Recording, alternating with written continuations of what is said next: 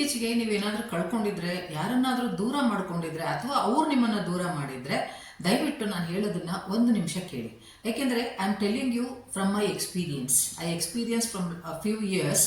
So ನಾವು ಏನೇ ಒಂದು ಕಳ್ಕೊಂಡ್ರೆ ಆಗ ಏನಾಗುತ್ತೆ, ನಮಗೆ ಆ ಜಾಗ ಖಾಲಿ ಆಗುತ್ತೆ. ಆ ಜಾಗಕ್ಕೆ ಇನ್ನೂ ಒಂದು ಒಳ್ಳೆಯದೊಂದು ಬಂದು ಆ ಜಾಗದಲ್ಲಿ ಇರೋದಕ್ಕೆ ದೇವರು ನಮಗೆ ಅವಕಾಶ ಮಾಡಿಕೊಡ್ತಾನೆ. ಹಾಗಾಗಿ ನಾವೇನ್ ಮಾಡ್ತೀವಿ, ಕಳ್ಕೊಂಡಾಗ ಅಳ್ತೀವಿ, ದುಃಖ ಪಡ್ತೀವಿ, ಎಷ್ಟೇ ಟ್ರೈ ಮಾಡಿದ್ರು ಏನೋ ಆಗ್ತಿಲ್ವಲ್ಲ ಅಂತ ಬೇಜಾರು ಮಾಡ್ಕೊಳ್ತೀವಿ. ಅದೇನೇ ಆಗಿರ್ಬೋದು, ಜಾಬ್ ಆಗಿರ್ಬೋದು, ಸ್ಟಡೀಸ್ ಅಲ್ಲಿ ಇರ್ಬೋದು, ರಿಲೇಶನ್ಶಿಪ್ ಅಲ್ಲಿ ಇರ್ಬೋದು, ಹೆಲ್ತ್ ಅಲ್ಲಿ ಇರ್ಬೋದು, ಯಾವುದೇ ಒಂದು ಫೀಲ್ಡ್ ಅಲ್ಲಿ ನಾವು ಎಷ್ಟೇ ಪ್ರಯತ್ನ ಮಾಡಿ ನಮಗೆ ಅದು ದಕ್ಕಲಿಲ್ಲ ಅಂದ್ರೆ ನಾವು ತುಂಬಾ ಸಫರ್ ಮಾಡ್ತೀವಿ.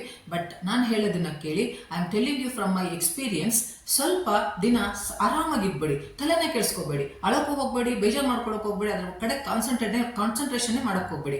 Just let it go. ನೀವು ಯಾವಾಗ ಲೆಟ್ ಇಟ್ ಗೋ ಅಂತ ನಿಮ್ಮ ಮೈಂಡ್ ಸೆಟ್ ಅನ್ನ ನೀವು ಮಾಡ್ಕೊಳ್ಳೋಕೆ ಸ್ಟಾರ್ಟ್ ಮಾಡ್ತೀರಾ, ಆಗ ನಿಮ್ಮ ಜೀವನದಲ್ಲಿ ಹೊಸದು ಬರೋದಕ್ಕೆ ಸ್ಟಾರ್ಟ್ ಆಗುತ್ತೆ.